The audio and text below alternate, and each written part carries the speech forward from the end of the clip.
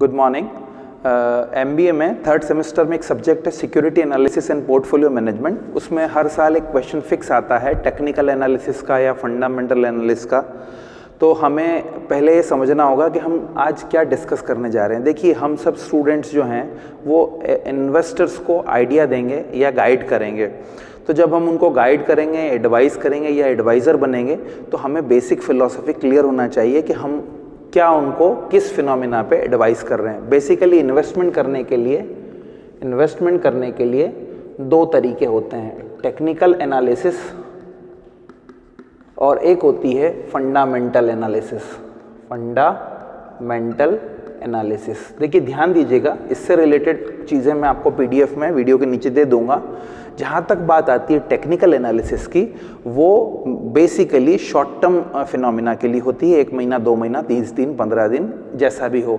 लेकिन जब हम बात फंडामेंटल एनालिसिस की करते हैं, एज अ इन्वेस्टर आइदर खुद या किसी को एज अ कंसल्टेंट, जब हम एडवाइस करते हैं security analysis and portfolio management में कि फंडामेंटल एनालिसिस की बात कर रहे हैं, तो उसमें बेसिकली 3 तरह के स्ट्रक्चर होते हैं। 3 चीज़ें डिस्कस की जाती हैं। पहली डिस्कस की जाती है, उसका नाम है, आप ध्यान से सुनिएगा, इकोनॉमिक एनालिसिस। दूसरी का नाम है इंडस्ट्री एनालिसिस। तीसरी का नाम है कंपनी एनालिसिस। थोड़ा ध्यान से देखिएगा मैं क्या कहना चाह रहा हूँ। हम इन्वेस्टमेंट करना चाहते हैं किसी कंपनी में, किसी प्रोजेक्ट में। इन्वेस्टमेंट करने के बहुत सारे ऑप्शन हैं, वो है हमारा पोर्टफोलियो। चाहे हम म्यूचुअल फंड हो, चाहे इंडिविजुअल इन्वेस्टर हो, या कंसल्टेंट हो, या एडवाइज़र हो, हमें किसी भी इन्वेस्टमेंट के पहले उसके टेक्निकल पहलुओं को और फंडामेंटल पहलुओं को देखना पड़ता है। आज मैं भी टेक्निकल पहलू को नहीं बता रहा हूँ, वो पहले भी हम डिस्कस कर चुके हैं। टेक्निकल पहलू होते हैं शॉर्ट टर्म फिनोमिना के चार्ट्स और डायग्राम्स और CAPA मॉडल के थ्रू जो समझाया जाता है, या डाउ जोन्स थ्योरी, रैंडम वॉक जो पढ़ी थी। अभी हम बात कर रहे हैं फंडामेंटल एनालिसिस की। फंडामेंटल का मतलब है जो लंबे समय के लिए है, जो बदलते नहीं है, और उसी के बेस पे लॉन्ग टर्म इन्वेस्टमेंट किया जाता है। कहते हैं ना, सबसे अच्छा रिटर्न इक्विटी में आता है अगर आपका इन्वेस्टमेंट क्या है, लंबे समय का हो।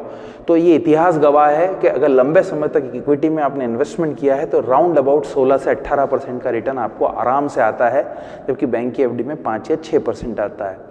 फिर कुछ बोलते हैं investments are subject to market risk. बिल्कुल सब्जेक्ट टू मार्केट रिस्क है, पर चूंकि आपका इन्वेस्टमेंट का टेन्योर ही इतना लंबा है, 15 साल, 20 साल, 25 साल, तो वो रिस्क क्या हो जाती है, एडजस्ट हो जाती है। और उन सब फिनोमिना को डिस्काउंट करते हुए इक्विटी को बेस्ट इन्वेस्टमेंट का ऑप्शन माना जाता है। तो इक्विटी हो या रियल एस्टेट हो या गोल्ड हो या बुलियन हो या म्यूचुअल फंड्स हो, कोई सा भी ऑप्शन हो, किसी भी चीज़ की एनालिसिस करते समय, फिलहाल के केस में तो हम किसी कंपनी की ही बात कर रहे हैं, एनालिसिस करते समय 3 फंडामेंटल एस्पेक्ट्स के बारे में हम डिसाइड करते हैं। पहले का नाम है इकोनॉमिक एनालिसिस। इकोनॉमिक एनालिसिस में हम उस पर्टिकुलर कंपनी जो कंट्री में प्रिवेल कर रही है उसके फिनोमिना को देखते हैं।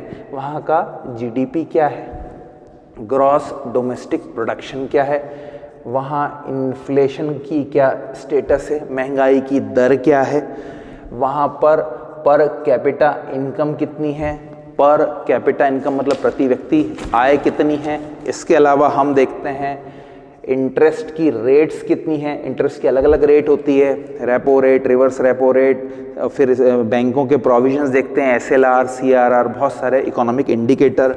फिर हम उस देश का हर साल इशू होने वाला बजट, जैसे आज 1 फरवरी को निर्मला सीतारमण जी बजट पेश कर रही हैं, वो भी इकोनॉमिक एनालिसिस का पार्ट है, क्योंकि वो पूरी दुनिया के इन्वेस्टर्स को अट्रैक्ट करता है कि भाई गवर्नमेंट की किसी चीज़ को लेकर पॉलिसी क्या है। तो जब GDP की बात हो, इन्फ्लेशन की बात हो, पर कैपिटा इनकम की बात हो, बजट्स की बात हो, इंटरेस्ट रेट की बात हो, इसके अलावा आपका बैलेंस ऑफ पेमेंट की बात हो, भुगतान संतुलन, भारत का भुगतान संतुलन, बैलेंस ऑफ पेमेंट जो एक्सपोर्ट इंपोर्ट का इंडिकेटर है, या इंडियन इकोनॉमी का जो बैरोमीटर है, ये सब चीज़ें जो हैं, स्टॉक मार्केट को भी आप देखते हो,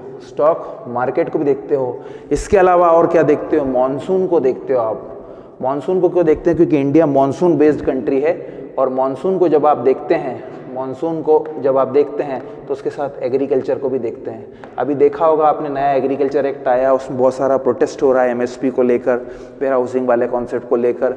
ये सब फंडामेंटल एनालिसिस का वो पहलू है जिसमें इकोनॉमिक पहलू के बारे में चर्चा की जाती है। इसके अलावा और क्या देखते हैं, इसमें इंफ्रास्ट्रक्चर को देखा जाता है, क्या आपकी कंट्री का इंफ्रास्ट्रक्चर कैसा है। तो मैं यहीं पे इसको पॉज लगाता हूँ।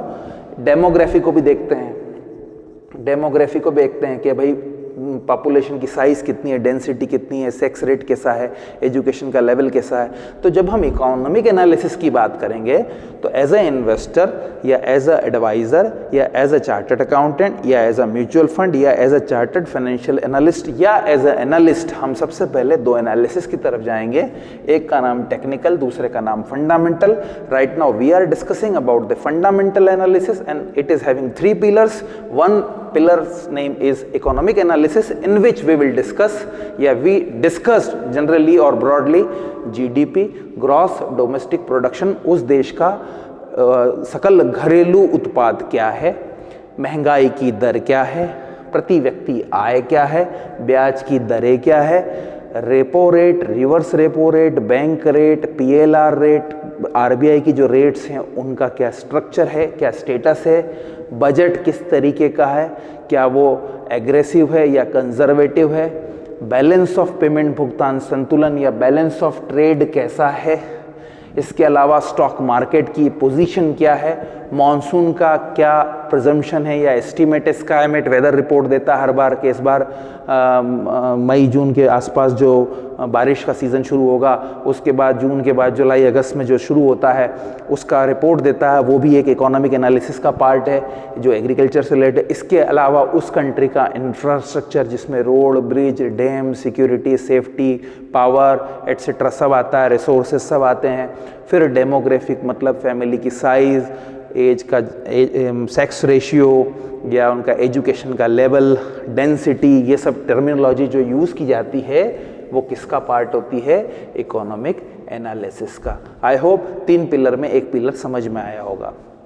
इंडस्ट्रियल एनालिसिस में हम ऐसा बोल सकते हैं कि इंडस्ट्री का मतलब है बहुत सारी कंपनी के ग्रुप।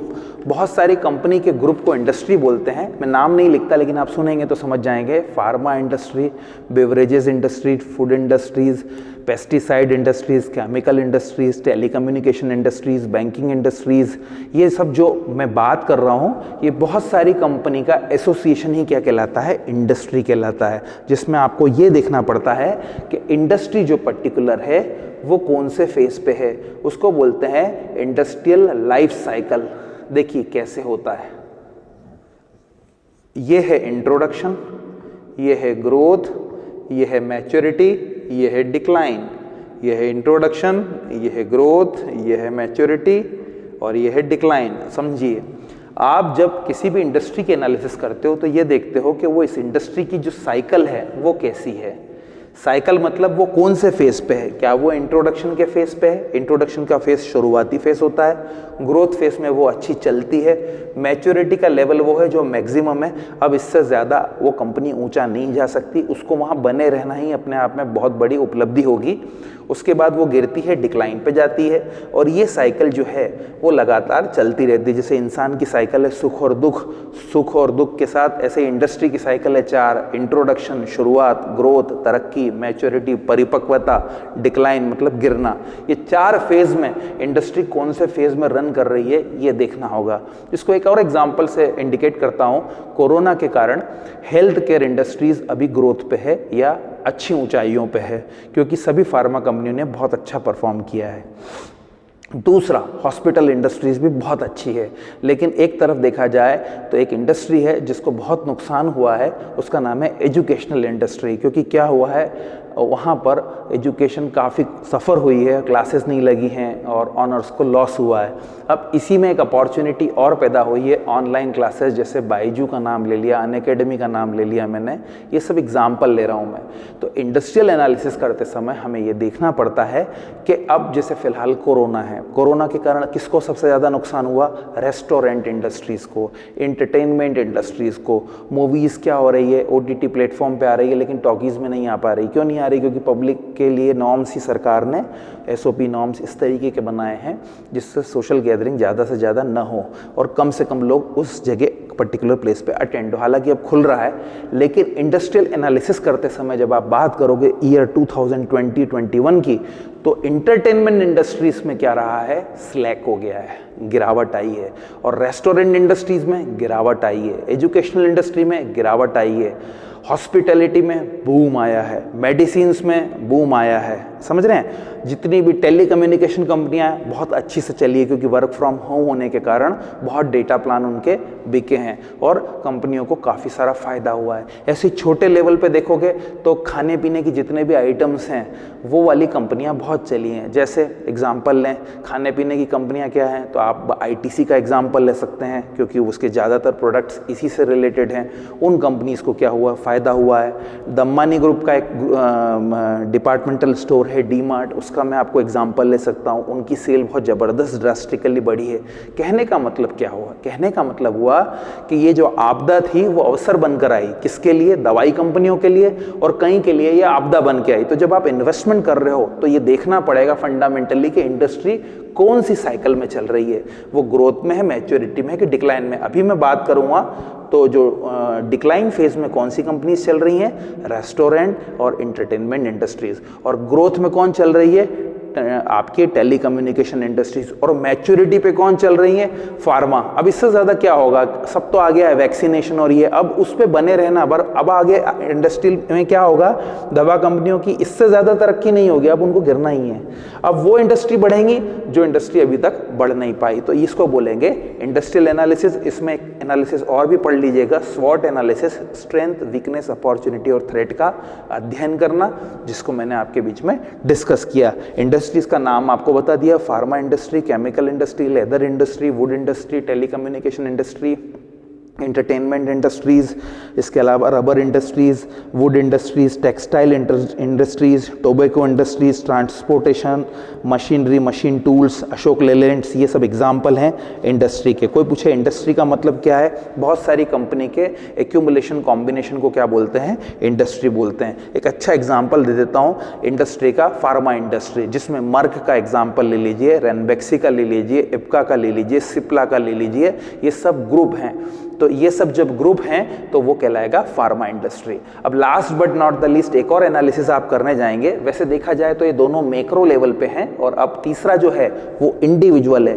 अब उस कंपनी के बारे में आप देखने जा रहे हैं जिस कंपनी का में आप इन्वेस्टमेंट करना चाहते हैं। तो उस कंपनी में आप क्या देखेंगे, सबसे पहले उस कंपनी में देखेंगे उस कंपनी का नेचर, कौन सा, इस कंपनी का नेचर, उससे रिलेटेड गवर्नमेंट पॉलिसी देखेंगे आप कि क्या है सरकार का रुख।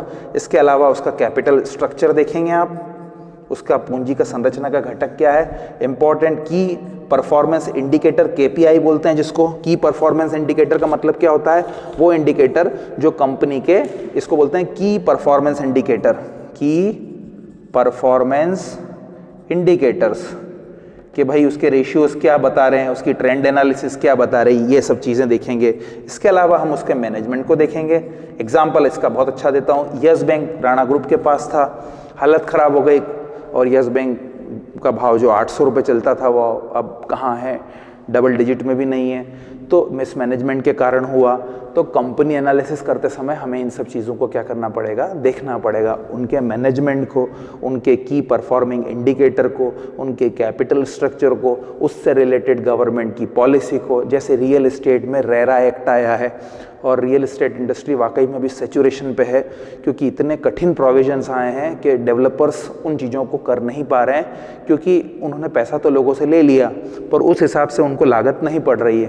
तो आप समझ सकते हैं कि रियल एस्टेट इंडस्ट्रीज वाकई में DLF हो गया, ये जो भी चीज़ें बता रहा हूँ मैं, ये बहुत सफ़र में है।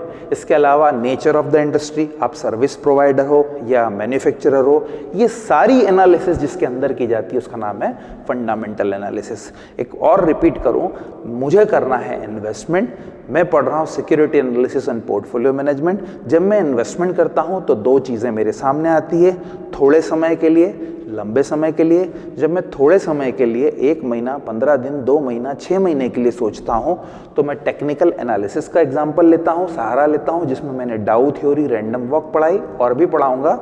फिलहाल मैंने लंबे समय के टेन्योर के लिए बात की। तो उसमें क्या होता है, फंडामेंटल एनालिसिस आपको हेल्प करता है। फंडामेंटल का मतलब है इस कंपनी के जो पिलर्स हैं वो किस पे टिके हुए हैं, या जो इन्वेस्टमेंट करने जा रहे हैं उनमें वो कौन से पिलर्स हैं। तो हम सबसे पहले देखते हैं वो इंडस्ट्री जहां है उसकी इकोनॉमी, उसके ग्रुप और खुद कंपनी किस लेवल पे है। जब हम पूरी इकोनॉमी को एनालाइज करते हैं तो GDP, inflation, per capita income, balance of trade, interest rate, budget, balance of payment, stock market, monsoon, क्योंकि इंडिया मॉनसून बेस्ड कंट्री है, इंफ्रास्ट्रक्चर, उसकी डेमोग्राफी, इन सब चीज़ों को देखते हैं। इंडस्ट्री में इंडस्ट्रियल लाइफ साइकिल को देखते हैं कि वो ग्रोथ में है कि डिक्लाइन में है या मैच्योरिटी में है या किस फिनोमिना में है। इसके अलावा जब कंपनी एनालिसिस करते हैं तो कंपनी के नेचर, उससे रिलेटेड गवर्नमेंट पॉलिसी, उस कंपनी का कैपिटल स्ट्रक्चर, उस कंपनी के KPI की परफॉर्मिंग इंडिकेटर और उसके मैनेजमेंट को हम एनालाइज करते हैं। याद रखिएगा इन दोनों में मेजर अंतर यह है, इन्वेस्टमेंट तो दोनों में करना है। इन्वेस्टमेंट का मतलब क्या हुआ, हमें रिटर्न भी मिले और कैपिटल अप्रिसिएशन भी हो। इन्वेस्टमेंट हम शेयर्स में भी कर सकते हैं, म्यूचुअल फंड्स में भी कर सकते हैं, रियल एस्टेट में भी कर सकते हैं, प्रीशियस मेटल में भी कर सकते हैं, पर एनालिसिस हमेशा टेक्निकल और फंडामेंटल होगी। जब थोड़े समय की एनालिसिस हो और लेवरेजेस और हेजिंग का फायदा उठाना हो आपको, थोड़ा बहुत नफा नुकसान, तो टेक्निकल का सहारा लेते हैं। पर जब आप 10 साल 20 साल के लिए लंबा इन्वेस्टमेंट करना चाहते हैं तो आप फंडामेंटल एनालिसिस का सहारा लेते हैं, जिसमें 3 पिलर होते हैं, इकोनॉमिक एनालिसिस, इंडस्ट्रियल एनालिसिस और कंपनी एनालिसिस। इससे रिलेटेड PDF में नीचे शेयर कर रहा हूं इस वीडियो के बाद, आप इसको पढ़िएगा। क्वेश्चन कंफर्म है। कभी कोई पूछे पोर्टफोलियो मैनेजमेंट की थ्योरी क्या है तो बोल दीजिएगा 2 ही थ्योरियां चलती है, टेक्निकल एनालिसिस और फंडामेंटल। टेक्निकल में random walk theory, Dow Jones theory और भी दूसरी चीजें हैं, और फंडामेंटल में आप पढ़ते हैं इकोनॉमिक एनालिसिस, इंडस्ट्रियल एनालिसिस और कंपनी एनालिसिस। आई होप आपको काफ़ी क्लियर हुआ होगा। इसको पढ़िएगा। इससे रिलेटेड PDF में नीचे वीडियो के प्रोवाइड कर रहा हूँ। Thank you very much.